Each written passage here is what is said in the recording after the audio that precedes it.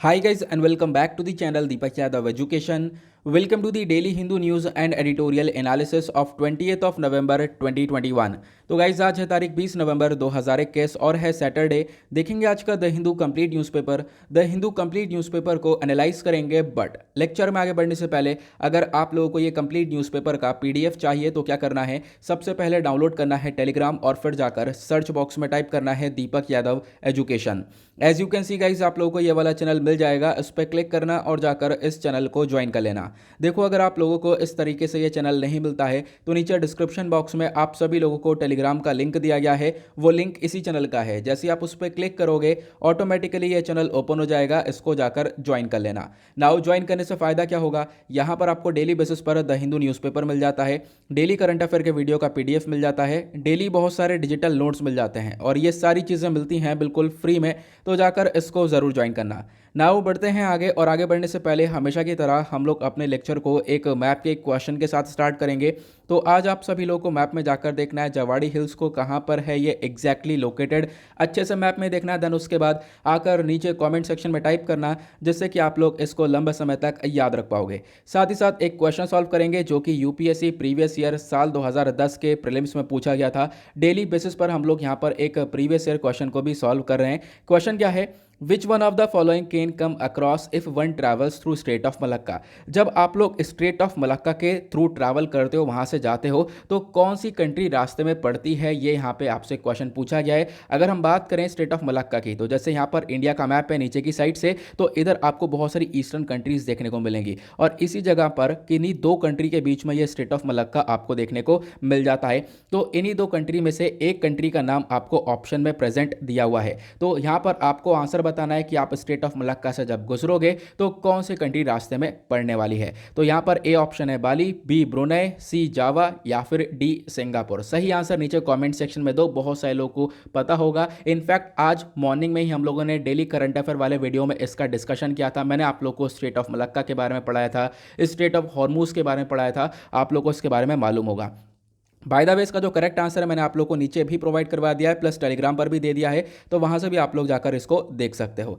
तो चलो शुरुआत करते हैं। यह है आज का सबसे पहला आर्टिकल और आपको मालूम होगा इस आर्टिकल की जो चर्चा है कल पूरे देश भर में हुई है। यहाँ पे फार्म लॉस को सरकार ने रिपील करने का निर्णय ले लिया है। हमारे प्राइम मिनिस्टर ने कल काफ़ी सारी बातें बोली हैं, एक अनाउंसमेंट किया है और वहाँ पर बोला कि अब ये जो 3 फार्म लॉज हैं इनको वापस लेने वाली है सरकार, और जो ये पूरा प्रोसेस है इसको कंप्लीट किया जाएगा विंटर सेशन ऑफ पार्लियामेंट के अंदर ही अंदर, क्योंकि पार्लियामेंट का अभी विंटर सेशन स्टार्ट होगा, तब ये प्रोसेस कंप्लीट करने के ऊपर फोकस रखा जाने वाला है। देन उसके बाद हमारे प्राइम मिनिस्टर ने हमारे पूरे नेशन से, पूरे कंट्री से माफ़ी भी मांगी और यहाँ पर बोला कि ऐसा लगता है कि सरकार यहाँ पर सक्षम नहीं हो पाई है इन लॉस को सही से समझाने के लिए, इसी कारण की वजह से इन फार्म लॉस को वापस से लिया जा रहा है।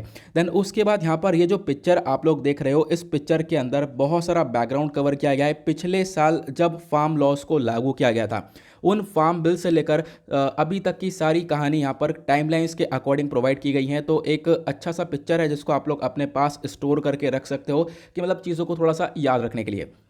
तो इस पिक्चर को मैं एक्सप्लेन करूंगा अभी आपको, लेकिन उससे पहले आपको ध्यान रखना है। देखो आप जब फार्म लॉस के बारे में पढ़ रहे हो तो डेफिनेटली आपको उन तीनों के नाम पता होने चाहिए। अभी बहुत सारे लोग हैं जिनको उनके नाम नहीं पता है, ठीक है, उन फार्म बिल्स के नाम नहीं याद हैं, तो मैं आपको बता देता हूं, ठीक है। इसके नाम, एक का नाम है farmers produce trade commerce and promotion facilitation bill 2020, दूसरे का नाम है farmers empowerment and protection agreement of price assurance and farm services bill, तीसरा है एसेंशियल कमोडिटीज अमेंडमेंट बिल। इसके बारे में आपको मालूम होना चाहिए, क्योंकि जब भी आप लोग आंसर लिखोगे, जब आपको इसके बारे में नहीं पता होगा तो फिर कंटेंट कहां से ज़्यादातर आएगा, ठीक है, ये आपको ध्यान रखना है। तो बिल्कुल भी परेशान मत होना, पूरी जो फार्म लॉस की कहानी है वो आज मैं एडिटोरियल पर भी कवर करने वाला हूं, क्योंकि एडिटोरियल पर भी इसी आर्टिकल को कवर किया गया है। इनफैक्ट आज न्यूज़पेपर में मोस्टली आर्टिकल्स इसी को लेकर काफ़ी हद तक आए हुए हैं।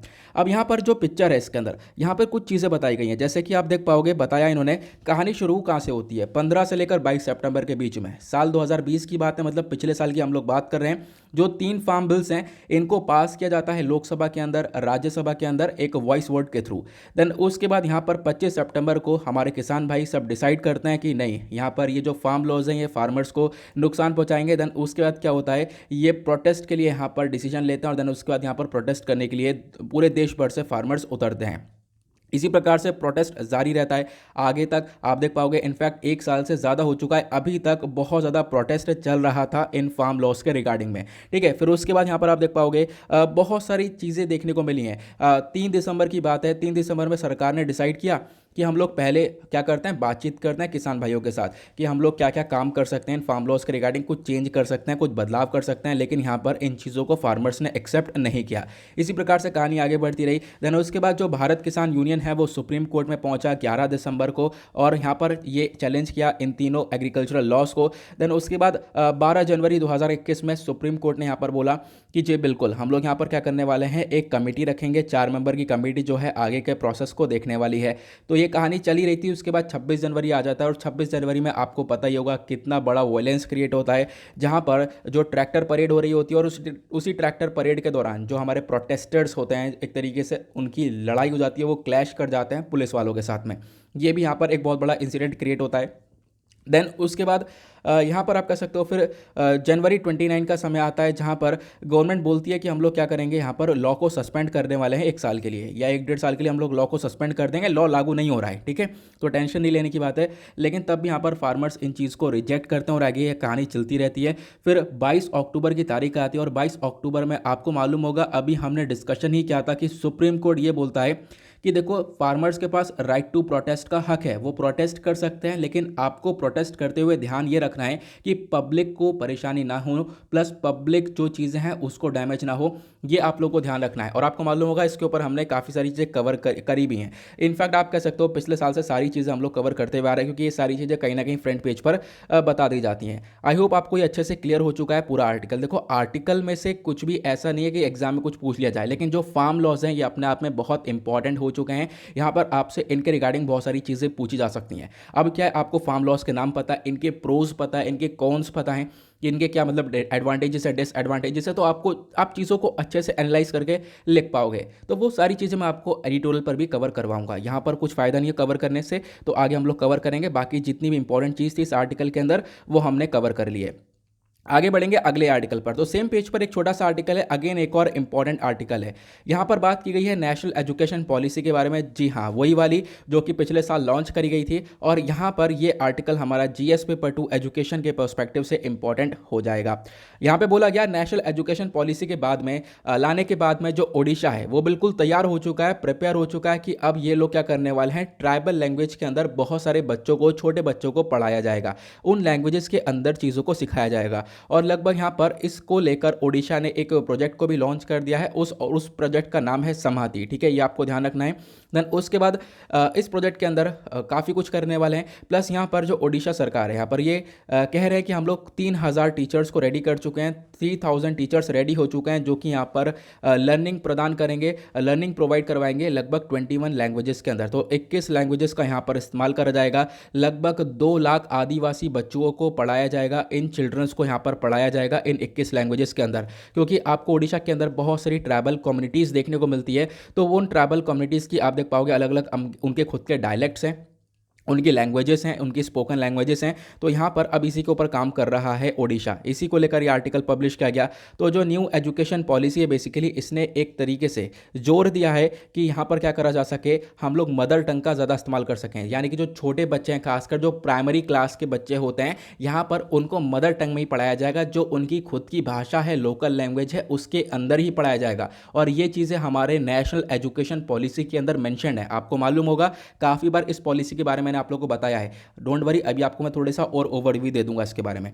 देन उसके बाद यहाँ पर क्या बोला गया कि देखो कठिन बात है यहाँ पर क्या कि जो ओडिशा के अंदर हमने देखा है कि बहुत सारे जो है ट्राइबल लैंग्वेजेस आपको देखने को मिलेंगे, 21 स्पोकन लैंग्वेजेस हैं।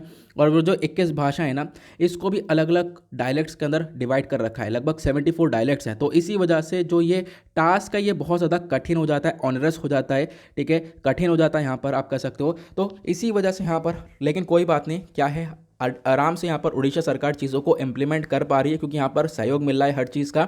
और यहाँ पर क्या है कि अभी इन सब चीज़ों को देखते हुए स्टेट गवर्नमेंट ने एक प्रोजेक्ट को भी लॉन्च कर दिया जिसका नाम है समाधि, जिसमें क्या होगा, जो ट्राइबल स्टूडेंट्स हैं उनको उनकी जो लैंग्वेजेस हैं उसके अंदर पढ़ाया जाएगा। खासकर कौन से बच्चों को, प्राइमरी क्लासेस वाले बच्चों को, जो एलिमेंट्री स्टूडेंट्स हैं, जो छोटे बच्चे हैं, उन्हीं को यहाँ पर ट्राइबल लैंग्वेजेस के अंदर उनके जो लोकल लैंग्वेजेस हैं उसमें पढ़ाया जाने वाला है। ये आप लोग को ध्यान रखना है। बाय द वे मैं आप लोग को थोड़ा सा नेशनल एजुकेशन पॉलिसी के बारे में बता देता हूँ। यहाँ पर आप लोग एक पिक्चर अपने सामने देख रहे होंगे। आपको मालूम होगा पहले हमारे पास कौन सा सिस्टम चलता था, 10+2 का, है ना, कि आप 12th करते तो उसके लिए बोला जाता है हाँ भाई मैं 10+2 पास हूँ, है ना। 10+2 वाला सिस्टम चलता था हमारे पास पहले। लेकिन जब नेशनल एजुकेशन पॉलिसी को लाया गया, नेशनल एजुकेशन पॉलिसी में बोला गया अब 10+2 वाला सिस्टम नहीं चलेगा। अब कौन सा चलेगा? जो न्यू एकेडमिक स्ट्रक्चर होगा वो होगा 5+3+3+4 का। मतलब कि जो शुरुआती 5 साल होते हैं, यहाँ पर बच्चा जो है एक तरीके से जो तैयार होगा, उसका जो फाउंडेशनल स्टेज है वो यहाँ पर देखने को मिलेगा। यहाँ पर जो बच्चा है उसकी जो बेस लर्निंग है उसको कवर किया जाएगा। लगभग 3 साल तक वो बच्चे को आंगनवाड़ी या फिर प्री स्कूल या बाल वाटिका में रखा जाएगा, जब बच्चे की उम्र 3 से 6 साल तक की होगी। तो उसके बाद आगे के 2 साल क्लास 1 से लेकर 2 में पढ़ेगा। क्लास 1 और 2 कवर करेगा अपने एज 6 से 8 साल में। ठीक है, मतलब इतना कवर किया गया है, एज बताया गया है मैक्सिमम, यहाँ पर अप्रॉक्स देख सकते हो। उसके बाद यहाँ पर क्या बोला गया, 5 साल के बाद जो बाकी के 3 साल आगे बचेंगे, क्योंकि यहाँ पर क्या हुआ, बच्चा फर्स्ट और सेकंड क्लास पढ़ चुका। देन उसके बाद आगे के जो 3 साल दिए गए हैं वो क्लास 3rd से लेकर 5th तक कवर करेगा। देन उसके बाद यहाँ पर फिर आगे के 3 साल दिए गए हैं, वहाँ पर क्लास 6 से लेकर 8 तक कवर करेगा। देन उसके बाद बाकी के जो लास्ट 4 ईयर्स दिए गए हैं, यहाँ पर क्लास 9 से लेकर 12 तक कवर करेगा। ठीक है, तो इस प्रकार से पहले ये डायरेक्टली 10+2 का सिस्टम हुआ करता था, लेकिन अब यहाँ पर इसको बदलकर 5+3+3+4 का ये सिस्टम कर दिया गया है। तो आप लोग को इसके बारे में पता होना चाहिए। ठीक है, और यहाँ पर काफ़ी सारी चॉइसेस वगैरह प्रोवाइड करवाई गई हैं, बच्चे को हर चीज़ के अंदर चॉइस देने की यहाँ पर पूरी कोशिश की गई इस नेशनल एजुकेशन पॉलिसी 2020 के अंदर। इसका मेन मकसद है कि इंडिया को हम लोग एक ग्लोबल नॉलेज सुपर पावर बना सकें। इसके बारे में मैं आप लोगों को पहले भी बता चुका हूँ, है ना। देन उसके बाद अगर हम बात करें स्कूल एजुकेशन की, तो यहाँ पर जो ये हमने नया वाला सिस्टम लॉन्च किया है, अब जो नया सिस्टम लागू होगा, इसमें मेन फोकस ये भी रखा जा रहा है कि हम लोग बच्चों का जो ग्रॉस एनरोलमेंट रेशियो होता है उसको ही बढ़ा सकें, बच्चे ज़्यादा से ज़्यादा एडमिशन्स लें, बच्चों को चॉइस मिले, बच्चों की जो फाउंडेशन लिटरेसी है वो भी तैयार हो।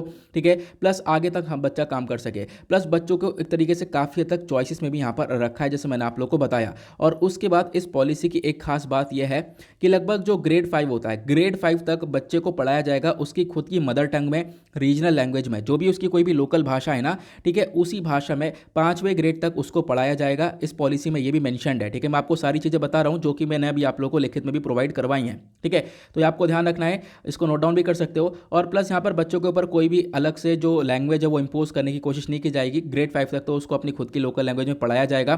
देन उसके बाद यहाँ पर आप कह सकते हो कि लगभग 2030 तक जो मिनिमम डिग्री हुआ करेगी टीचिंग के लिए भी यहाँ पर इन्होंने बताया, जो मिनिमम डिग्री हुआ करेगी टीचिंग के लिए वो 4 साल का इंटीग्रेटेड बीएड डिग्री कोर्स हुआ करेगा। प्लस इस एजुकेशन पॉलिसी का मेन मकसद क्या है? मेन मकसद है कि हम लोग अपना जो एनरोलमेंट रेशियो है हायर एजुकेशन के अंदर उसको बढ़ा सकें। ठीक है, हमने यहाँ पर कोशिश करनी है कि हम लोग 2035 तक 50% से ज़्यादा एनरोलमेंट रेशियो को इंक्रीज़ कर सकें, मतलब बच्चे जो हैं वो स्कूल्स के अंदर ज़्यादा से ज़्यादा एडमिशन्स ले सकें। उसके बाद इसी पॉलिसी के अंदर जो एमफिल वाला कोर्स होता है, आपको मालूम होगा, ठीक है, एमफिल वाला जो कोर्स होता है उसको डिसकंटिन्यू कर दिया गया था, ये भी आपको मालूम होना चाहिए।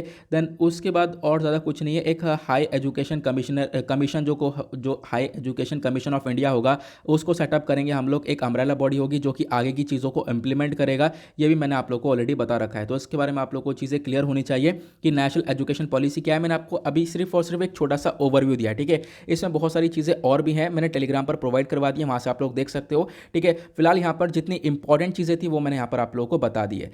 उसके बाद एजुकेशन की जब बात आती है तो इंडिया के अंदर जो एजुकेशन है, ठीक है, वो कहाँ पर स्टैंड करता है इसके बारे में आपको पता होना चाहिए। एक बहुत इंपॉर्टेंट आर्टिकल है, इस आर्टिकल को मैंने और ज़्यादा इंपॉर्टेंट बना दिया है। ठीक है, अगर हम बात करें हमारे संविधान के अंदर एजुकेशन के लेकर क्या क्या चर्चा की गई है, अगर हम बात करें जो हमारा पार्ट 4 है भारतीय संविधान का, पार्ट 4 ऑफ इंडियन कॉन्स्टिट्यूशन, इसके अंदर जो आर्टिकल 45 और आर्टिकल 39F है, किसका? DPSP का, directive principles of state policy, एक फंडामेंटल राइट्स होते हैं। देन उसके बाद हमारे पास DPSPs आते हैं, आपको मालूम होगा। ठीक है, जो फिर ये DPSP है, यहाँ पे बोला गया है इसके अंदर एक प्रोविज़न है किस चीज़ को लेकर, यहाँ पर यह है कि देखो जो एजुकेशन है वो एक इक्विटेबल और एक्सेसिबल होनी चाहिए, मतलब जो एजुकेशन है उसको लेकर यहाँ पर एक इक्वालिटी देखने को मिलनी चाहिए और एजुकेशन एक एक्सेसिबल होनी चाहिए कि हर बंदा यहाँ पर ले सके। फिर उसके बाद क्या होता है, 42nd अमेंडमेंट होता है हमारे संविधान के अंदर, 42वां संशोधन होता है 1976 के अंदर। और इसमें क्या होता है, जो एजुकेशन होता है हम लोग इसको स्टेट लिस्ट, एक कंकरेंट लिस्ट में ट्रांसफर कर देते हैं। आपको मालूम होगा 3 लिस्ट है हमारे पास, एक स्टेट लिस्ट है, एक यूनियन लिस्ट है और तीसरी कंकरेंट लिस्ट है। स्टेट लिस्ट के अंदर जो सब्जेक्ट्स होते हैं वहाँ पर स्टेट लॉज, मतलब जो राज्य सरकार है वो लॉज बनाती है, और यूनियन लिस्ट के अंदर जो सब्जेक्ट होता है वहाँ पर केंद्र सरकार लॉज बनाती है, और जो कंकरेंट लिस्ट होता है वहाँ पर राज्य और केंद्र दोनों मिलकर लॉज बनाते हैं। तो यहाँ पर क्या हुआ, 42nd अमेंडमेंट के थ्रू क्या करा गया, एजुकेशन को स्टेट लिस्ट से कंकरेंट लिस्ट के अंदर डाला गया।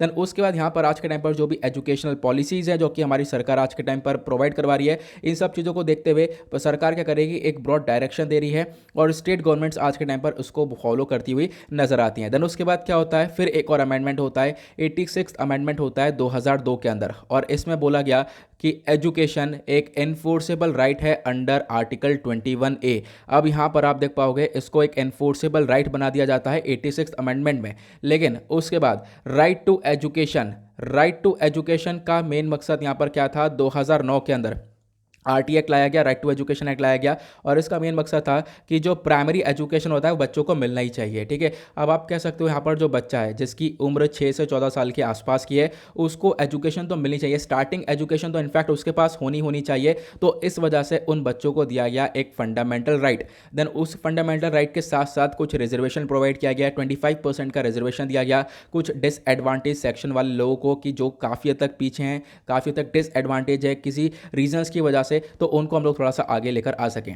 आज के टाइम पर सरकार बहुत सारे इनिशिएटिव्स भी चला रही है और सरकार ने बहुत सारे इनिशिएटिव्स उठाए भी थे, जैसे कि Sarva Shiksha Abhiyan, mid day meal scheme, Navodaya Vidyalaya open करे गए, फिर उसके बाद केंद्रीय विद्यालय ओपन करे गए। तो इसके थ्रू यहाँ पर यह काम किया जा रहा है एजुकेशन सेक्टर में। आई होप आपको यह अच्छे से क्लियर हो गया होगा। आज मैंने यहाँ पर नेशनल एजुकेशन पॉलिसी 2020 के बारे में बताया, प्लस उसके बाद एजुकेशन का क्या सिस्टम है हमारे कॉन्स्टिट्यूशनल प्रोविजंस के अंदर, वो मैंने आप लोगों को बताया। तो काफ़ी सारी चीज़ें यहाँ पर हम लोगों ने कवर करी हैं। आगे बढ़ेंगे नेक्स्ट आर्टिकल पर।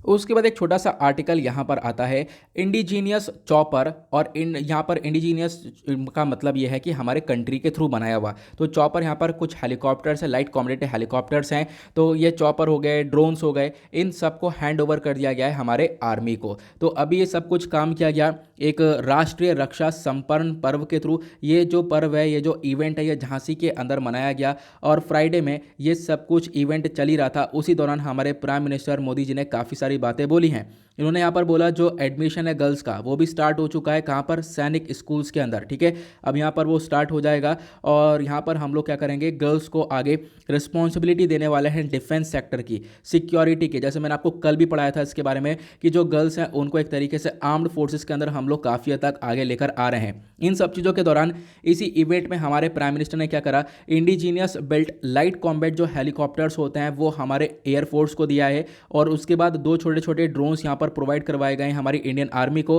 प्लस कुछ इलेक्ट्रॉनिक वॉरफेयर सूट हैं वो हमारी नेवी को प्रोवाइड करवाए गए हैं। चाहे वो हमारी एयरफोर्स हो, चाहे वो हमारी आर्मी हो, चाहे वो नेवी हो, इनको कुछ ना कुछ प्रोवाइड करा गया है इस इवेंट के दौरान। तो आप लोग इसके बारे में एक आइडिया रख सकते हो। प्लस उसके बाद यहाँ पर प्राइम मिनिस्टर ने बोला कि आज के टाइम पर देखो लंबे समय से क्या हो रहा था, पहले लंबे समय से भारत बहुत ज़्यादा डिपेंडेंट था अलग अलग कंट्रीज़ के ऊपर। हम लोग रशिया से कुछ ना कुछ परचेज कर रहे हैं, फ्रांस से हम लोग डिफेंस इक्विपमेंट्स को परचेज कर रहे हैं, यूएस से परचेज कर रहे हैं, लेकिन आज के टाइम पर हम अपनी कैपेबिलिटी को इंक्रीज कर रहे हैं। हमारे पास डीआरडीओ काफ़ी बेहतरीन तरीके से काम कर रहा है। उसके बाद और भी बहुत सारी बॉडीज़ हैं जो कि रेगुलरली डेवलपमेंट के ऊपर बढ़ रही हैं। खासकर हम लोग डिफेंस सेक्टर में अब सेल्फ रिलायंट हो रहे हैं, हम अपने पैर पर खुद खड़े हो रहे हैं। ये यहाँ पर प्राइम मिनिस्टर ने इस चीज़ के बारे में मेंशन करा है। उसके बाद यहाँ पर और क्या क्या बोला गया, और यहाँ पर देखो इसी इवेंट के दौरान एक मूर्ति आप कह सकते हो उसको भी अनवील करा गया, और वो मूर्ति यहाँ पर रानी लक्ष्मीबाई जी की है। ठीक है, यहाँ पर आप देख पाओगे, मूर्ति नहीं कह सकते, एक स्टोन है। ठीक है, एक स्टोन सिग्नेज है, मैंने मूर्ति बोल दी है, एक स्टोन सिग्नेज है। ठीक है, एक स्टोन साइनेज है रानी लक्ष्मीबाई जी के ऊपर, इसको अभी अनवील किया गया है झांसी के अंदर। ठीक है, तो ये आप लोगों को इसके बारे में एक आइडिया रखना है। ठीक है, आपसे क्वेश्चन डेफिनेटली यहाँ पर एक तरीके से कोशिश है कि यहाँ पर बन सकता है, जब यहाँ पर आर्टिकल है तो आपको इसके बारे में पढ़ना भी चाहिए।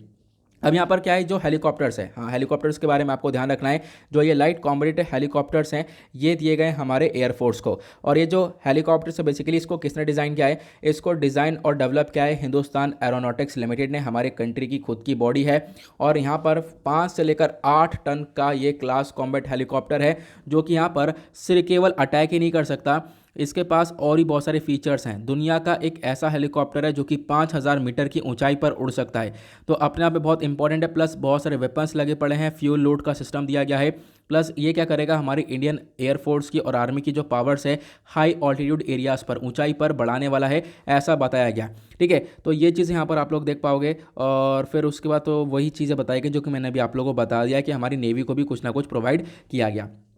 आगे उसका जो बराबर वाला आर्टिकल है, एक बहुत इंपॉर्टेंट आर्टिकल है। हाई कोर्ट ने यहाँ पर प्रेस किया है सेंटर को, ठीक है, प्रेस किया मतलब जोर दिया है सेंटर के ऊपर, केंद्र सरकार के ऊपर, कि आप लोग यूनिफॉर्म सिविल कोड को सही से क्यों नहीं इंप्लीमेंट कर पा रहे हो, मतलब यूनिफॉर्म सिविल कोड को क्यों नहीं लेके आ रहे हो। आज के टाइम पर इसकी ज़रूरत है, ऐसा यहाँ पर कोड बोलता है। ठीक है, जो यूनिफॉर्म सिविल कोड है ये एक नेसेसिटी है, ये एक ज़रूरत है, मैंडेटरीली रिक्वायरमेंट है हम लोगों के लिए, ऐसा इलाहाबाद हाई कोर्ट ने मेंशन किया है। और इन्होंने बोला है सेंट्रल गवर्नमेंट से, केंद्र सरकार से, कि भाई आप इसको इम्प्लीमेंट करो जल्द से जल्द। यहाँ पर इसको इम्प्लीमेंटेशन का जो प्रोसेस है उसको स्टार्ट कर देना चाहिए, क्योंकि यूनिफॉर्म सिविल कोड को एक ऐसा माना जाता है क्योंकि इसको बहुत ज़्यादा सपोर्ट मिला है, चाहे हमारे बहुत सारे लेजेंडरी हो। ठीक है, एपीजे अब्दुल कलाम जी ने भी यहाँ पर यूसीसी को सपोर्ट किया था, इसके बारे में आपको ध्यान होना चाहिए। अभी मैं आपको उसको लेकर एक चीज़ बताऊँगा अभी। देन उसके बाद यहाँ पर क्या है कि आप देख पाओगे कि जो ये एक तरीके से बोला गया, जो यूसीसी है, ठीक है, ये क्या करेगा, ये जो है जस्टिस सिस्टम को और ज़्यादा अच्छी तरीके से और ज़्यादा स्ट्रेंथन करता हुआ नजर आएगा ना। क्वेश्चन ये है सर, ये यूनिफॉर्म सिविल कोड है क्या, तो मैं आपको इसके बारे में थोड़ा सा बता देता हूँ। आर्टिकल जीएस पेपर 2 पॉलिटी के पॉइंट ऑफ व्यू से इंपॉर्टेंट हो जाएगा।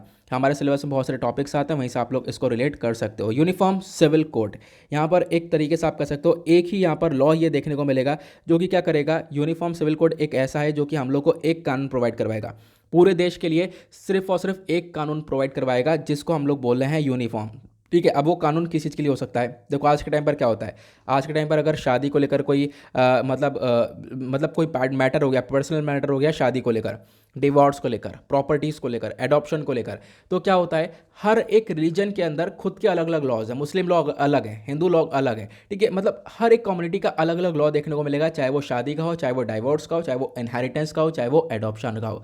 तो यहाँ पर यूनिफॉर्म सिविल कोड के अंदर बात ये की गई, अब ऐसा ना हो, ठीक है, इसकी बजाय एक ही लॉ हो जो कि सबके ऊपर इंप्लीमेंट हो जाए, तो वो ज़्यादा बेटर रहने वाला है। तो ये मेन फोकस रखा जाता है यूनिफॉर्म सिविल कोड के अंदर। अब आप कहोगे हमारे संविधान में मेंशन्ड है, बिल्कुल, आर्टिकल 44 ऑफ द कॉन्स्टिट्यूशन। तो हमारे संविधान का जो आर्टिकल 44 है वो ये बोलता है, state shall endeavour to secure a uniform civil code. तो आपको ध्यान रखना, यूनिफॉर्म सिविल कोड के बारे में यहाँ पर मेंशन है आर्टिकल 44 के अंदर। यहाँ पर इसको हम लोगों को इंप्लीमेंट करना चाहिए। आर्टिकल 44 एक हमारा डीपीएसपी है, ये आपको ध्यान देना है। ठीक है, तो ये कुछ चीज़ें हैं जो कि आप लोग इसके बारे में पढ़ सकते हो। प्लस अभी भी यूनिफॉर्म सिविल कोड के बारे में एक दो बातें रह गई हैं, इसका बैकग्राउंड मैं आप लोग को बता देता हूं। तो यहाँ पर आप देख पाओगे, ये पिक्चर मैंने आपको शेयर कर दिया है। यूनिफॉर्म सिविल कोड की, जैसे मैंने आपको बताया, एक कॉमन लॉ हो जाएगा सभी लोगों के लिए। जो भी अलग अलग मैटर्स होते हैं, चाहे वो मैरिज का मैटर हो, चाहे वो डाइवोर्स का हो, मेंटेनेंस का, इनहेरिटेंस का, एडॉप्शन का या प्रॉपर्टी का, हर एक जो लॉ अलग अलग होते हैं, अब वो लॉ काम ना करेंगे। क्या होगा, अगर यूसीसी लागू होता है तो यहाँ पर जो यूसीसी है एक ही सिंगल लॉ इंप्लीमेंट किया जाएगा, ये मैंने आपको बताया।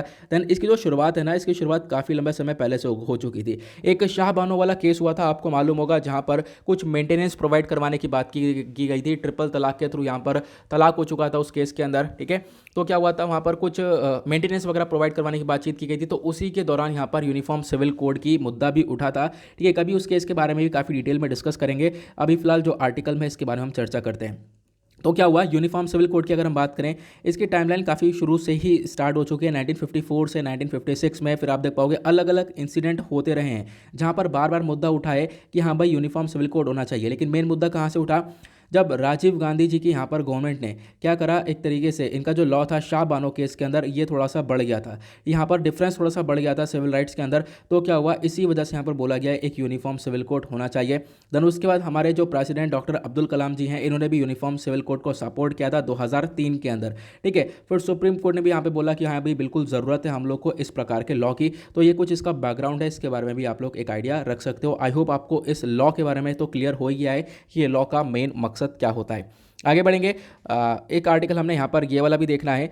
इस आर्टिकल में चर्चा की गई है जो महबूबा मुफ्ती हैं। ठीक है, अब यहाँ पर क्या है, अभी मैंने आपको बताया पेज नंबर 1 पर कि हमारे प्राइम मिनिस्टर ने क्या करा है, कुछ लॉज हैं उनको रिपील कर दिया है, उन लॉज को वापस से लेने की बात की है कि भाई हाँ अब क्या होगा, जो फार्म लॉज है उनको वापस लिया जाएगा। लेकिन अब क्या हुआ, बहुत सारे चीज़ें जो है अगेंस्ट में भी स्टेटमेंट निकल कर आ रहे हैं, जर्नलिस्ट के थ्रू बहुत सारे अगेंस्ट में स्टेटमेंट निकल कर आ रहे हैं। जैसे अब यहाँ पर एक पीओपी एक तरीके से प्रेसिडेंट है यहाँ पर एक पॉलिटिकल पार्टी की, इनके थ्रू एक स्टेटमेंट निकल कर आया। इन्होंने यहाँ पर ये बोला कि देखो अभी यहाँ पर सरकार ने फार्म लॉस को वापस से लिया है, तो पॉसिबिलिटी है कि जो सरकार है 2019 के अंदर जो यहाँ पर एक स्टेप उठाया गया 5 अगस्त 2019 को जम्मू एंड कश्मीर का जो स्पेशल स्टेटस को अब्रोगेट किया गया था, तो क्या है अब उसको वापस से रिस्टोर करने के भी चांसेस बढ़ जाएंगे। तो इनका कहना यह है, इन्होंने यहाँ पे हमारे प्राइम मिनिस्टर को ज़्यादा फोकस किया है कि भाई वापस से यानी क्या कर दिया जाए, आर्टिकल 370 को रिस्टोर कर दिया जाए, क्योंकि आपने अभी फार्म लॉस को रिस्टोर रिपील किया है तो यहाँ पर ये काम भी किया जा सकता है। तो इनके थ्रू ये स्टेटमेंट निकल कर आया है। आई होप आपको ये क्लियर हो जाना चाहिए। मतलब ये स्टेटमेंट वाइज आर्टिकल इंपॉर्टेंट नहीं है, लेकिन अब क्या है ना, जो 2019 वाला डिसीजन है इसके बारे में आपको पता होना चाहिए। अगस्त 5 2019 में ये बहुत बड़ा डिसीजन उठाया गया था। मैं आपको इसके बारे में थोड़ी बहुत बातें बता देता हूँ, ठीक है। आर्टिकल 370 और 35A के बारे में बता देता हूँ ताकि आप लोग इसके बारे में ध्यान रख सको। अगर हम बात करें तो 5 अगस्त 2019 में जो हमारे प्रेसिडेंट हैं उन्होंने यहाँ पर क्या करा था, एक तरीके से यहाँ पर एक ऑर्डर था, application to Jammu and order Kashmir order 2019, इसको प्रोमुलगेट किया, इसको आगे बढ़ाया। देन उसके बाद क्या हुआ, जो ये ऑर्डर है ये इसने इफेक्टिवली काम किया और इस ऑर्डर ने क्या करा, जम्मू एंड कश्मीर का जो स्पेशल स्टेटस था, यानी जम्मू एंड कश्मीर को जो आर्टिकल 370 प्रोवाइड किया गया था, आर्टिकल 370 में ये सब चीज़ें थी कि यहाँ पर जो जम्मू के लोग हैं वो परमानेंट रेसिडेंट्स अलग होंगे, ठीक है, प्लस यहाँ पर कोई प्रॉपर्टी नहीं खरीद पाएगा जम्मू कश्मीर के अंदर, प्लस उसके बाद आपको मालूम होगा यहाँ पर इनका अलग फ्लैग होगा, इस प्रकार की चीज़ें बताई गई थी। तो क्या हुआ, आर्टिकल 370 को एक तरीके से इनऑपरेट कर दिया गया, एब्रोगेट कर दिया गया। आर्टिकल 370 अभी भी हमारे पास में है लेकिन वो वर्किंग में नहीं है, इनऑपरेट है, ठीक है, ये आपको मालूम होना चाहिए। तो क्या कह रहा, हमने ये काम किया और उसके थ्रू क्या हुआ, जम्मू कश्मीर का स्पेशल स्टेटस हट गया। अब जितनी भी स्पेशल चीज़ें उसको मिल रही थी, अलग से यहाँ पर फ्लैग वगैरह मिल रहा था, वो सब हट गया। अब जम्मू एंड कश्मीर हमारे हिसाब से चलने वाला है, ठीक है। तो ये यहाँ पर मुद्दा रखा गया आर्टिकल 370 को हटाकर। उसके बाद और क्या हुआ, अकॉर्डिंग टू द ऑर्डर अगर हम बात करें, जो प्रोविजन होते हैं इंडियन कॉन्स्टिट्यूशन के वो यहाँ पर इस स्टेट के ऊपर लागू होने लगे, ठीक है। पहले जम्मू एंड कश्मीर के ऊपर हमारे जो इंडियन कॉन्स्टिट्यूशन के प्रोविजन थे वो लागू नहीं हो रहे थे क्योंकि दोनों के संविधान अलग हो गए थे, ठीक है। तो क्या हुआ, बाद में यहाँ पर जैसे हमने आर्टिकल 370 को यहाँ पर क्या करा, अब्रोगेट किया, उसके बाद में जो एक कॉमन प्रोविजन था वो यहाँ पर लागू हुआ इसके ऊपर भी, तो ये आप देख पाओगे। देन उसके बाद यहाँ पर क्या हुआ, एक सेपरेट बिल लेकर आया जाता है, Jammu and Kashmir reorganisation bill 2019 को इंट्रोड्यूस किया जाता है। और इस बिल के माध्यम से क्या करा हमने, जो स्टेट है जम्मू एंड कश्मीर है इसको दो अलग यूनियन टेरिटरीज के अंदर विभाजन कर दिया, इनको बाइफरकेट कर दिया, डिवाइड कर दिया। तो ये दो यूनियन टेरिटरीज बन गई। पहले एक जो जम्मू एंड कश्मीर हुआ करता था, ठीक है, इस प्रकार से यहाँ पर मैप मतलब कि बन ही रहा है, पहले बन जाता था मैप काफ़ी अच्छा बनाता हूँ मैं, लेकिन फिर भी यहाँ पर हाथ सेट नहीं है इस पर। अभी क्या है ना, जो जो हमारा जम्मू एंड कश्मीर का जो एक तरीके से पहले यहाँ पर जब रीऑर्गेनाइजेशन बिल लेकर आया गया इसके अंदर बाइफिकेशन किया गया। बाइफिकेशन में क्या करा गया, जम्मू एंड कश्मीर को अलग किया गया और लद्दाख वाले रीजन को अलग कर दिया गया, दोनों को अलग अलग यूनियन टेरिटरी बना दिया गया। जम्मू कश्मीर के अंदर लेजिस्लेचर दिया गया, लद्दाख को विदाउट लेजिस्लेचर यूनियन टेरिटरी बनाया गया, यह आपको मालूम होना चाहिए। देन उसके बाद क्या हुआ, Jammu and Kashmir reservation second amendment bill 2019 को भी इंट्रोड्यूस किया गया। यहाँ पर क्या किया गया, जो इकोनॉमिकली वीकर सेक्शन वाले क्लास वाले लोग हैं जम्मू एंड कश्मीर के अंदर, उनको क्या किया जा सके, उनको एक तरीके से एक रिजर्वेशन हम लोग प्रोवाइड करवा सकें, तो गवर्नमेंट जॉब्स के अंदर रिजर्वेशन प्रोवाइड करवा सकें, ये मेन फोकस रखा गया। तो ये आपको मालूम होना चाहिए कि यहाँ पर मैंने आपको काफ़ी सारी चीज़ें बता दी हैं, तो इसके बारे में आप लोग एक आइडिया रख सकते हो। आई होप क्लियर हो चुका है। आगे बढ़ेंगे अगले आर्टिकल पर। पेज नंबर 9 पर बहुत सारे आर्टिकल दिए गए हैं, वो सब यहाँ पर फार्म लॉस को ही हैं कि लेकर बहुत सारे स्टेटमेंट देखने को मिलेंगे, कुछ ज़्यादा खास नहीं है, इनको आप लोग स्किप कर सकते हो। अगला आर्टिकल में बात करेंगे हम लोग इंडिया और चाइना के टाइज के बारे में चर्चा की गई है, लेकिन यहाँ पर ये चर्चा जो है ये हमारे external affair minister S Jaishankar साहब हैं, प्लस सिंगापुर के प्राइम मिनिस्टर हैं ली सेंग हुंग, ठीक है। तो ये दो नाम हैं, दो अलग अलग लोग हैं। यहाँ पर आप देख पाओगे हमारे इंडिया के एक्सटर्नल अफेयर मिनिस्टर बैठे हैं और सिंगापुर के प्राइम मिनिस्टर बैठे हैं, दोनों के बीच में चर्चा हुई है, सिंगापुर में डिस्कशन चल रहा है जहां पर इंडिया और चाइना के टाइज के बारे में मुद्दा उठाया हमारे एक्सटर्नल अफेयर मिनिस्टर ने। इन्होंने यहाँ पर फ्राइडे में बोला कि जो इंडिया और चाइना है दोनों मिलकर यहाँ पर एक तरीके से मतलब इनके जो टाइज है वो काफ़ी ख़राब हो चुके हैं, किसकी वजह से, ये सिर्फ और सिर्फ बॉर्डर डिस्प्यूट्स की वजह से, ठीक है। और यहाँ पर जो चाइना है वो क्या करता है, चाइना बार बार हमारे एग्रीमेंट का, जो भी हमने एग्रीमेंट कर रखा है चाइना के साथ में बॉर्डर डिस्प्यूट को लेकर, उस एग्रीमेंट का वॉयलेशन करता है, इसका हनन करता है और बार बार बॉर्डर डिस्प्यूट क्रिएट करता है। ये चीज़ें यहाँ पर एक्सटर्नल अफेयर मिनिस्टर के थ्रू यहाँ पर बताई गई हैं। उसके बाद वही चीज़ें बताई गई हैं कि भाई यहाँ पर इंडिया काफ़ी बार बातचीत कर चुका है चाइना के साथ, हम लोग की डिसएंगेजमेंट कर लें, तो कुछ जगह पर डिसएंगेजमेंट हुआ है लेकिन कुछ जगह पर अभी भी इस प्रॉब्लम सॉल्व नहीं हो रही है, वो यहाँ पर मैंशन किया गया। मतलब वही चीज़ें जो कि आप लोगों को मालूम है, कुछ ऐसी खास चीज़ें नहीं है, ठीक है, कुछ अलग से हटकर नहीं आया आर्टिकल के अंदर, वही डिस्प्यूट्स के बारे में चर्चा की जा रही है जो कि हम लोग सालों से डिस्कस करते हुए आ रहे हैं। हाँ, यही कहूँगा रेगुलरली, मतलब कि आप कह सकते हो पिछले साल तो हमने पूरे साल डिस्कस किया और अभी भी हम लोग रेगुलरली इसको डिस्कस कर रहे हैं।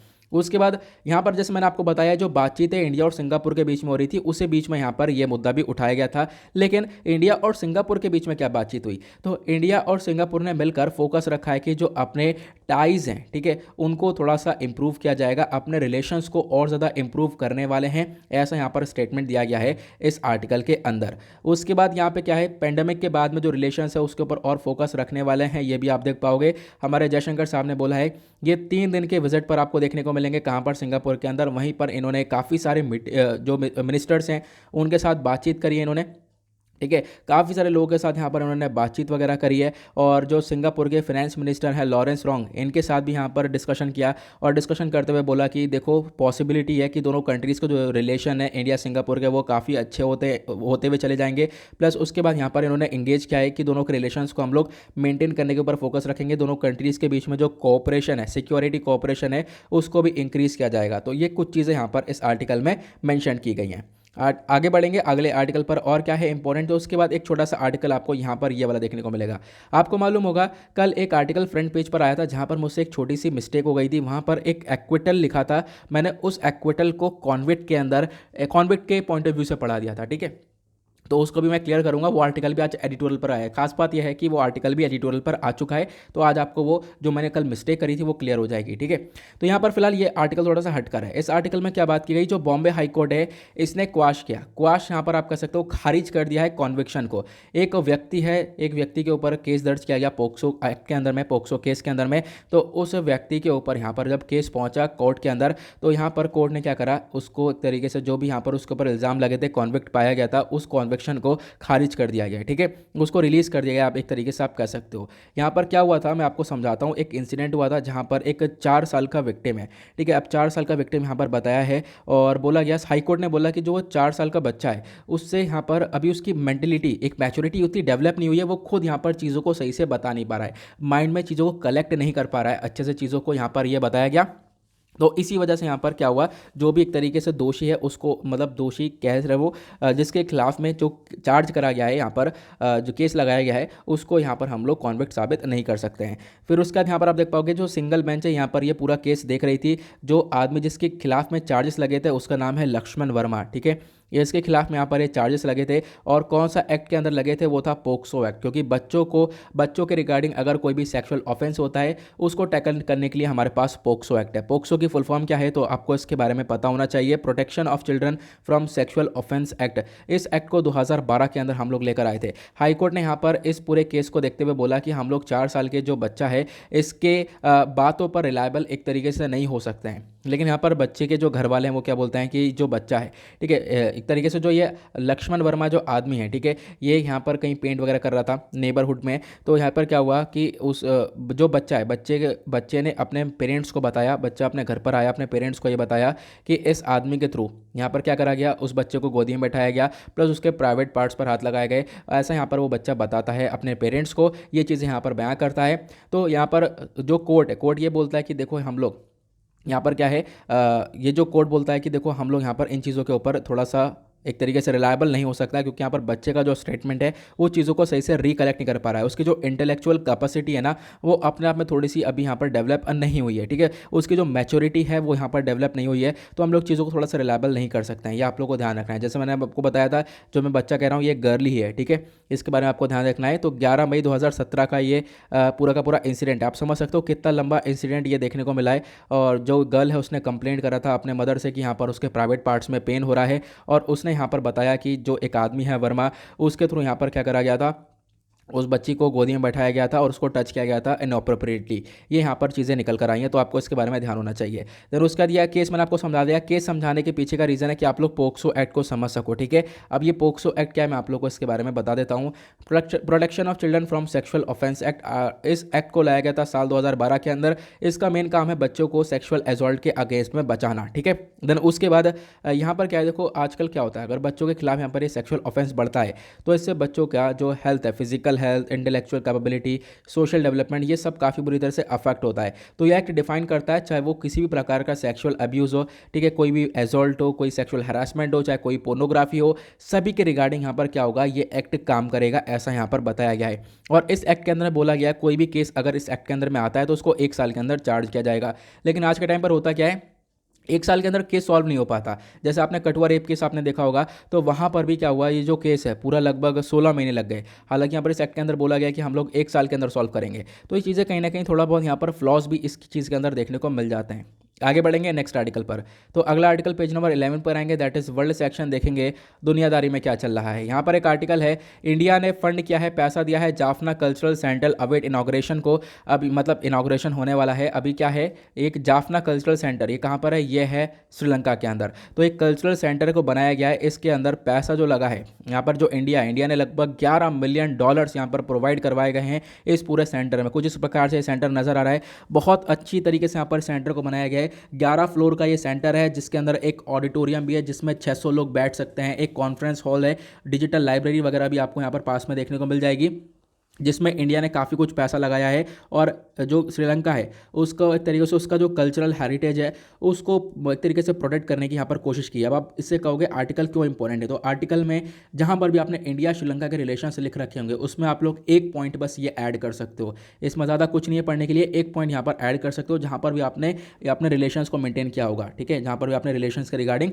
नोट्स वगैरह बना रखे होंगे, वहाँ पर ये ऐड और कर लेना कि इंडिया ने यहाँ पर इस चीज़ को लेकर ये फंड प्रोवाइड किया है। तो थोड़े बहुत यहाँ पर रिलेशंस आप देख पाओगे, बेहतर से आप दिखा सकते हो इन चीज़ों के अंदर। आगे बढ़ेंगे, एक इंपॉर्टेंट आर्टिकल पर आते हैं। यहाँ पर एक आर्टिकल में चर्चा की गई है, जो अमेजॉन के अंदर डिफॉरेस्टेशन है वो काफ़ी बढ़ चुका है पिछले 5 सालों के अंदर, 15 सालों के अंदर, ठीक है।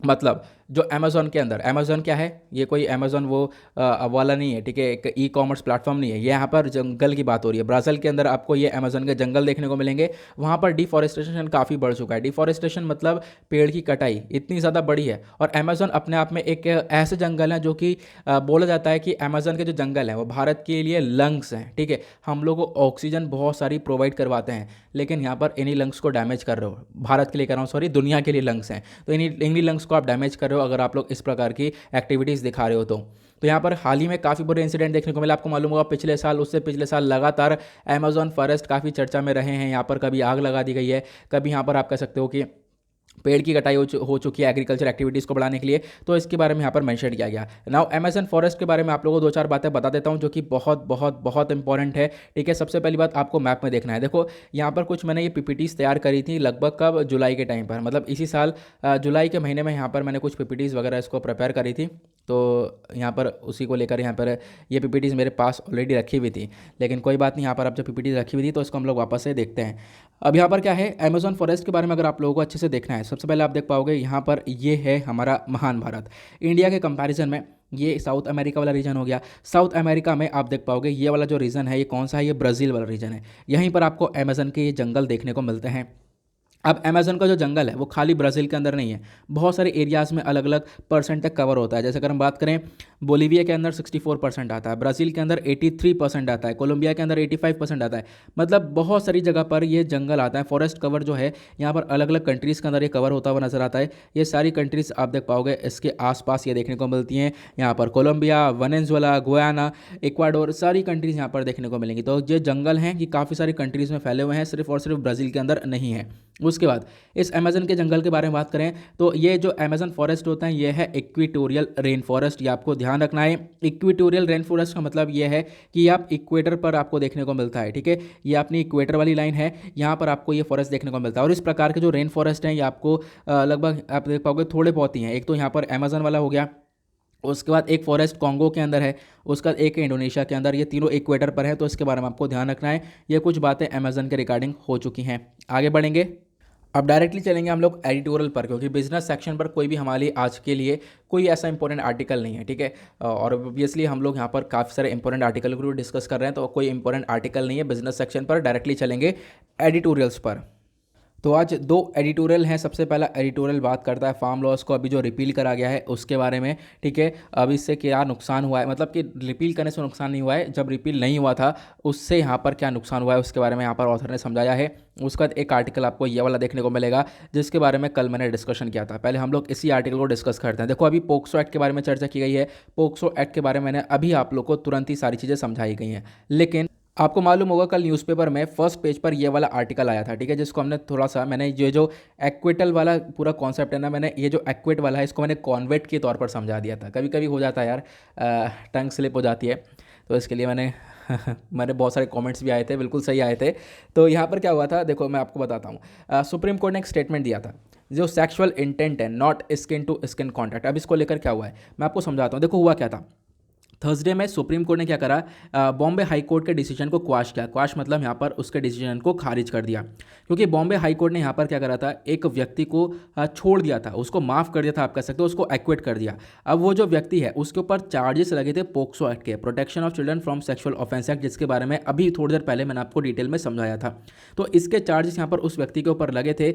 उसने और बोला जाता था कि उस व्यक्ति ने क्या करा है, उस व्यक्ति ने एक बच्चा है, ठीक है, उसके कपड़ों के ऊपर से उसको टटोला है। स्किन टू स्किन कांटेक्ट नहीं हुआ है, लेकिन फिर भी यहाँ पर उसके क्लॉथ के ऊपर से, एक बच्ची है उसके क्लॉथ के ऊपर से उसको टटोला है, ऐसा यहाँ पर बताया गया था। ठीक है, कल मैंने आप लोगों को इसके बारे में बताया था ना, तो ये आर्टिकल में ये चीज़ें मेंशन करी गई थी। अब जब उसने क्लॉथ के ऊपर से काम किया तो यहाँ पर क्या हुआ, बॉम्बे हाईकोर्ट ने ये देखते हुए कि हाँ भाई स्किन टू स्किन कॉन्टैक्ट नहीं हुआ है, इसी वजह से क्या है यहाँ पर उस व्यक्ति को एक्विट कर देना चाहिए, छोड़ देना चाहिए। लेकिन होता क्या है, यहाँ पर सुप्रीम कोर्ट बोलता है ये स्टेप बिल्कुल गलत है। देखो यहाँ पर ये काम बिल्कुल गलत है। ऐसा नहीं है कि यहाँ पर सुप्रीम कोर्ट यहाँ पर चीज़ को सपोर्ट नहीं करता। सुप्रीम कोर्ट बोलता है देखो यहाँ पर ऐसा नहीं है कि स्किन टू स्किन कांटेक्ट में होगा। उस व्यक्ति ने क्या करा है, उस व्यक्ति ने यहाँ पर क्लॉथ के ऊपर से काम किया है। ठीक है, क्लॉथ के ऊपर से यहाँ पर उसने ग्रोप किया है, टटोला है, तो इसके रिगार्डिंग में यहाँ पर क्या होना चाहिए, उसको एक तरीके से इस एक्ट के अंदर में चार्ज करना चाहिए। इस एक्ट के अंदर में जो भी प्रोविजंस है उसके रिगार्डिंग उसको चार्ज करना चाहिए। उसके ऊपर यहाँ पर तब भी सेक्सुअल असॉल्ट के चार्जेस लगने चाहिए। आपने उसको एक्विट कैसे कर दिया है, तो सुप्रीम कोर्ट का ये स्टेटमेंट देखने को मिला था। अगर हम बात करें जो पोक्सो एक्ट है, इसका जो सेक्शन 7 है, सेक्शन 7 बोलता है कि मान लो कोई भी जिसका एक सेक्सुअल इंटेंट है, सेक्सुअल इंटेंट से वो टच करता है किसी के vagina, penis, anus, breast of the child को अगर ये टच करता है, ठीक है, तो यहाँ पर क्या है, उस व्यक्ति के खिलाफ में एक तरीके से यहाँ पर सेक्सुअल असॉल्ट के चार्जेस लगने चाहिए। डेफिनेटली चार्जेस लगने चाहिए, क्यों नहीं लगने चाहिए, उसने यहाँ पर ये काम करा कैसे, चाहे वो क्लॉथ के ऊपर से चाहे वो स्किन टू स्किन कॉन्टैक्ट हो, दोनों ही यहाँ पर अपराध के तौर पर देखने चाहिए। ठीक है, तो ये यहाँ पर सुप्रीम कोर्ट का स्टेटमेंट है। सुप्रीम कोर्ट ने यहाँ पर एक बेहतरीन सी जॉब प्ले करी, आप लोग यहाँ पर कह सकते हो। तो सुप्रीम कोर्ट ने एक बहुत अच्छा काम किया है, यहाँ पर ऑथर ने समझाया है। ठीक है, तो ये चीज़ यहाँ पर आप लोग देख सकते हो, यही चीज़ मैंशन करी गई है। मैंने अभी आप लोगों को समझाया सेक्शन 7 के बारे में, पोक्सो एक्ट के बारे में मैंने आपको अभी डिटेल में समझा दिया है। स्किन टू स्किन कॉन्टैक्ट के बारे में सारी चीज़ें यहाँ पर मैंने आप लोगों को बता दी है। क्या पूरा सिनेरियो निकल कर आया था ये भी मैंने आप लोगों को बता दिया है। जो लड़की थी वो 12 साल की लड़की थी, जिसको यहाँ पर ड्रेस के ऊपर से यहाँ पर टटोला गया था उस इंसान के थ्रू। तो ये आप लोग देख पाओगे, इस प्रकार की चीज़ें देखने को मिली। तो सुप्रीम कोर्ट ने बोला है कि भाई सेक्सुअल असॉल्ट है ये बिल्कुल, और बॉम्बे हाईकोर्ट यहाँ पर इसको एक्विट कर रहा था, बॉम्बे हाईकोर्ट यहाँ पर इस इंसान को यहाँ पर माफ़ कर रहा था। लेकिन यहाँ पर क्या हुआ, अभी इन चीज़ों को पलट दिया गया है, तो आप लोग को इसमें ये ध्यान रखनी है। ठीक है, जो एरर है, जो गलती है, उसको वापस से करेक्ट कर लिया गया है, जो कि एक बहुत बड़ा स्टेप है सुप्रीम कोर्ट के थ्रू उठाया गया, ये यहाँ पर मेंशन करता है ऑर्थर। उसके बाद जो नेक्स्ट एडिटोरियल है ये बात करता है defeat of hubris a confrontation on hold. मतलब क्या है, हब्रिस मतलब अभिमान, सरकार का जो घमंड था वो टूटा। ठीक है, ऐसा यहाँ पर ऑथर लिख रहे हैं, सरकार के अगेंस्ट में यहाँ पर लिखा है उन्होंने। ठीक है, गवर्नमेंट के अगेंस्ट में काफ़ी सारे आर्टिकल द हिंदू पब्लिश करते ही करता है, एडिटोरियल बहुत सारे ऐसे ही आते हैं, लेकिन यहाँ पर आपको दोनों ही पहलू देखने होते हैं। मैं फिर से बोल रहा हूँ, आप लोग ओपिनियन को अच्छे से पढ़ा करो। ठीक है, इसी वजह से मैं बोलता हूँ, क्योंकि ज़्यादातर हम लोग आर्टिकल्स देखते हैं ना इस प्रकार के, तो फिर कभी कभी यहाँ पर होता है कि देखो जो चीज़ें अच्छी हैं वहाँ पर हम लोग को थोड़ा सा एक अपना पॉइंट ऑफ व्यू घुमा देना चाहिए। तो लेकिन यहाँ पर चीज़ों को बहुत अच्छे से यहाँ पर समझना होता है। लेकिन ऑथर यहाँ पर क्या बोलते हैं, ऑथर बोलते हैं अभी क्या करा, जो हमारी सरकार है उन्होंने क्या करा, इन तीनों फार्म लॉस को रिपील कर दिया है। रिपील कर दिया मतलब वापस से ले लिया है। अब क्या होगा, लगभग 1 साल हो चुका है, 1 साल से ज़्यादा हो चुका है, फार्मर्स हमारे लगातार प्रोटेस्ट कर रहे हैं। हज़ारों फार्मर्स ने दिल्ली में प्रोटेस्ट किया, जगह जगह पर प्रोटेस्ट किया है। ठीक है, और उसके बाद यहाँ पर जाकर अब इनकी जीत हुई है, आप कह सकते हो। और उसके बाद यहाँ पर तो देर से आए हैं, लेकिन यहाँ पर फिर भी आप देख पाओगे स्टेप उठाया गया है। उसके बाद देर से ही हुआ है, लेकिन एक अच्छा डिसीजन लिया गया है सरकार के थ्रू। वही बोलते हैं ना, देर शायद दुरुस्त है, यहाँ पर ये बोल रहे हैं सरकार के थ्रू एक अच्छा डिसीजन लिया गया है, जो कि वापस से लॉ को इन्होंने वापस ले लिया है। अदरवाइज़ यहाँ पर इससे और भी ज़्यादा प्रॉब्लम क्रिएट होने वाली थी। उसके बाद यूनियन गवर्नमेंट, यहाँ पर यूनियन गवर्नमेंट का जो रिस्पांस है प्रोटेस्ट को लेकर, यहाँ पर आप कर सकते हो। एक तरीके से आप मतलब जो ऑथर है वो ये बोलते हैं कि जो सरकार का एक अभिमान सा था, एक घमंड सा था यहाँ पर, ये जो कि टूटा है, ये नज़र आया है। उसके बाद इसका जो मेन फोकस है, मेन फोकस यहाँ पर ये था कि हम लोग चीज़ों को रोक सकें। लेकिन क्या हुआ यहाँ पर, ये जितने भी एफर्ट्स हैं ये सब बेकार हो चुके हैं। और आज के टाइम पर जो ये एक तरीके से प्रोटेस्टर्स हैं, इन्होंने कितना बुरा एक तरीके से चीज़ों को झेला है, प्रोटेस्टर्स को कितना कुछ यहाँ पर बोला गया, ठीक है। और एक तरीके से आप कह सकते हो प्रोटेस्टर्स को एक ब्रांड दे दिया गया, टेररिस्ट का ब्रांड दिया, आतंकवादी हैं, खालिस्तानी हैं, ठीक है, इस प्रकार के। और बहुत सारे जो प्रोटेस्टर्स हैं जिनके अगेंस्ट में सेडिशन के चार्जेस लगाए, देशद्रोह के चार्जेस लगाए गए। और उसके बाद जो टीयर गैस होती है वो छोड़ी गई इनके ऊपर। तो बहुत कुछ हुआ है ऐसा बताया गया। उसके बाद लखीमपुर खेरी के अंदर क्या हुआ कि जो बहुत सारे प्रोटेस्टर्स जो कि प्रोटेस्ट कर रहे थे उनके ऊपर गाड़ियाँ चढ़ा दी गई। तो इस प्रकार की चीज़ें यहाँ पर देखने को मिली हैं। उसके बाद यहाँ पर ये क्या किया गया, अब लॉस को वापस से लिया गया है। तो ये चीज़ें यहाँ पर बताई गई हैं, आप लोग यहाँ पर इसके बारे में ध्यान रख सकते हो। उसके बाद यहाँ से लेके यहाँ तक की कहानी लॉस के बारे में समझाई गई है, आखिरकार लॉस क्या है और लॉस को रिपील करना भी ज़रूरी था, ये आप लोग देख पाओगे। अब लॉस के बारे में आप लोगों को कुछ चीज़ें बता देता हूँ जो कि आप लोग यहाँ पर इसके बारे में एक आइडिया रख सकते हो। एक पिक्चर मैंने आपको शेयर किया है। जैसे मैंने आपको बताया कि आर्टिकल में ज़्यादा डिटेल में नहीं जाना है, क्योंकि आर्टिकल को बहुत सोच समझ के पढ़ना होता है कि हाँ वहाँ पर क्या एग्जैक्टली है, क्या एग्जैक्टली नहीं है। तो जैसे कि मैंने अभी आप लोगों को बता दिया, जो ये लॉज हैं या फिर फार्म बिल्स हैं, सबसे पहले बिल का नाम है farmers produce trade and commerce promotion and facilitation bill 2020। दूसरे का नाम है farmers empowerment and protection agreement of price assurance and farm services bill. और तीसरे का नाम है एसेंशियल कमोडिटीज अमेंडमेंट बिल 2020। तो यहाँ पर आप लोग ये अमेंडमेंट बिल बेसिकली यहाँ पे बोला गया है। तो मैं आप लोग को बताता हूँ इसके बारे में क्या है। जो ये जो पिक्चर है इसको आप लोग बहुत आराम से अपने पास सेव करके रख सकते हो। इस पिक्चर के अंदर हर एक बिल का फ़ायदा, प्रो या फिर इसका जो नुकसान है कौन, ये दोनों ही बताए गए हैं। इसका जो प्रोज के अंदर हम बात करें, यहाँ पर क्या बोला जा रहा है, इस बिल से क्या फ़ायदा होता है। जो सबसे पहला वाला बिल है, इससे फ़ायदा ये होता है कि जो फार्मर्स है इनको ज़्यादा से ज़्यादा चॉइसेस मिलती, ठीक है, अपने पास एक बेटर चॉइस मिलती और एक तरीके से जो मार्केटिंग कॉस्ट है वो भी कम होती हुई नजर आती। लेकिन इसकी दिक्कत यह है कि जो सरकार है, जो राज्य सरकार होती है, वो अपना रेवेन्यू को कम करती हुई नजर आती है। राज्य सरकार का रेवेन्यू खत्म सा हो जाता है, क्योंकि इसके अंदर क्या कर रहे थे हम लोग, इसमें हम लोग जो फार्मर्स हैं, फार्मर्स को कह रहे थे एपीएमसी एक्ट के अंदर जो मार्केट्स, जो मंडी होती हैं, उसके बाहर आपको जो भी यहाँ पर आपने बनाया है, जो भी आपने प्रोड्यूस किया उसको बेचना है, मतलब मंडी के बाहर बेचना है। तो इससे क्या होता है, इससे एक नुकसान तो ये मंडी जो स्टेट है, यानी कि जो एक तरीके से आप कह सकते हो राज्य सरकार कुछ चार्जेस लेती थी, राज्य सरकार को पैसा नहीं आता। दूसरा यहाँ पर आप देख पाओगे जो कमीशन एजेंट्स होते हैं, कमीशन एजेंट्स भी यहाँ पर बीच में देखने को मिलते हैं, तो इनकी भी यहाँ पर जॉब ही चली जाती है, बिल्कुल ये भी मंडी से निकल जाते। तो आप कह सकते हो यहाँ पर ये प्रॉब्लम देखने को मिली थी इस बिल के अंदर। दूसरा वाला जो बिल था फार्मर्स एम्पावरमेंट एंड प्रोटेक्शन, यहाँ पर क्या था, इसका पहला फ़ायदा ये है, फार्मर्स को राइट दिया जा रहा था कि फार्मर्स एक एग्री बिजनेस फर्म के साथ एक कॉन्ट्रैक्ट में आ सकते हैं, ठीक है, एक होलसेलर के साथ, एक्सपोर्टर के साथ, बड़े बड़े एक्सपोर्टर्स के साथ कॉन्ट्रैक्ट कर सकते हैं, अपने फ्यूचर जो फार्मिंग प्रोड्यूसर होता है उसको प्रोवाइड करवा सकते हैं, एक एग्रीमेंट प्राइस के ऊपर अपना जो भी सामान है फार्मर्स वो दे सकते हैं, ठीक है। लेकिन यहाँ पर क्या होता है, जो अपोजिशन है वो क्लेम करता है कि जो ये लॉ है, ये लॉ बनाया गया है सिर्फ और सिर्फ एक तरीके से बिग कॉर्पोरेट्स के लिए। जो बड़ी बड़ी कंपनीज हैं वो फिर डोमिनेट करने लगेंगी भारत के फूड सिस्टम को, एग्रीकल्चर बिजनेस को, क्योंकि फिर यहाँ पर क्या होगा, जब सरकार के किसान भाइयों का जो एग्रीमेंट है वो यहाँ पर बड़े बड़े कॉर्पोरेट्स के साथ हो जाएगा, तो फिर क्या होगा, इससे जो बड़ी बड़ी कॉर्पोरेट्स कंपनियाँ वो डोमिनेट करेंगी भारत के फूड सिस्टम को। तो ये एक बहुत बड़ी दिक्कत निकल कर आ सकती है। तीसरा वाला जो बिल था यहाँ पर, इसका फ़ायदा ये था कि हम लोग यहाँ पर क्या हो रहा, जो बहुत सारी जो कमोडिटीज़ होती हैं जैसे cereals, pulses, oil seed, onion, potatoes, इन सबको यहाँ पर जो लिस्ट ऑफ एसेंशियल कमोडिटीज़ है यहाँ से बाहर निकालने की मांग की गई थी, ठीक है, यहाँ पे बोला गया था। प्लस उसके बाद बोला गया था कि यहाँ पर क्या कर सकते हैं हम लोग, जो स्टॉक होता है इसको लेकर वो यहाँ पर हम लोग एक तरीके से रख सकते हैं। कि पहले क्या होता था, पहले हम लोग इसका ज़्यादातर स्टॉक जमा करके नहीं रख सकते थे, फिर अब यहाँ पर बोला गया इस बिल के अंदर जो एसेंशियल कमोडिटीज़ है, cereals, pulses, oil seed, onion, potato, इन सब का जो स्टॉक है, जो भंडार है वो भरकर रख सकते हैं, इसके स्टॉक को होल्ड करके रख सकते हैं, ठीक है। तो यहाँ पर क्या हुआ, अब ये तो फ़ायदा हुआ कि चलो होल्ड करके रख सकते हैं, लेकिन नुकसान क्या हुआ, जो बड़ी बड़ी कंपनीज़ हैं इनको छूट मिल गई, बड़ी बड़ी कंपनीज़ के पास फ्रीडम मिल जाती कि ये क्या कर सकती थी, इन कमोडिटीज़ को स्टॉक करके रख सकती थी, बहुत ज़्यादा भर के रख सकती थी, जिससे कि यहाँ पर आगे प्रॉब्लम्स क्रिएट हो सकती थी। तो ये कुछ यहाँ पर चीज़ें हैं, और इसके रिगार्डिंग मैंने आपको और भी बहुत सारी पिक्चर्स प्रोवाइड करवा दी हैं। यहाँ पर आप देख पाओगे ये भी बिल है, इसके क्या फ़ायदे और नुकसान है, ये चीज़ें मैंने यहाँ पर भी प्रोवाइड करवा दी है, यहाँ पर भी दे दिया है और यहाँ पर भी आप लोग को प्रोवाइड करवा दिया है। यहाँ सभी जगह से आप लोग इन चीज़ों को देख सकते हो, ठीक है। तो यहाँ पर क्या हुआ था, मैंने अभी आपको सारी चीज़ें समझा दी हैं, ठीक है। आई होप आपको क्लियर हो चुका है ये फार्म लॉस के बारे में अच्छे से। तो ये चीज़ें यहाँ पर आर्टिकल में मेंशन करी गई हैं, आगे आप लोग खुद भी यहाँ पर इसको रीड आउट कर सकते हो। तो यहाँ पर बोला जा रहा था क्या क्या नुकसान है, क्या फ़ायदे, क्या नुकसान हो रहे थे, नुकसान के ऊपर ज़्यादा फोकस दिया है ऑथर ने, और नुकसान जो भी थे मैंने आप लोगों को यहाँ पर बता दिया है। तो इस चीज़ को देखते हुए सरकार का एक बहुत अच्छा स्टेप उठाया गया है, सरकार ने इन लॉ को वापस से लिया है, ये आप लोग डायरेक्टली कह सकते हो, ऑथर इस चीज़ को मेंशन कर रहे हैं। तो गाइज़ यहाँ पर इसी के साथ करते हैं हम लोग अपने आज के इस न्यूज़पेपर एनालिसिस को समाप्त, क्योंकि यहाँ पर इसी के साथ वीडियो एंड करते हो कि आज और कोई आर्टिकल इंपॉर्टेंट नहीं है, दो ही एक छोटे छोटे एडिटोरियल थे, कुछ खास नहीं है आज न्यूज़पेपर के अंदर, कुछ भी खास आर्टिकल आया नहीं है, एक ही आर्टिकल को बार बार यहाँ पर कवर किया गया है। नाउ मिलते हैं आप लोगों से नेक्स्ट वीडियो में, आज के लिए bye bye, have a nice day, thank you and जय हिंद।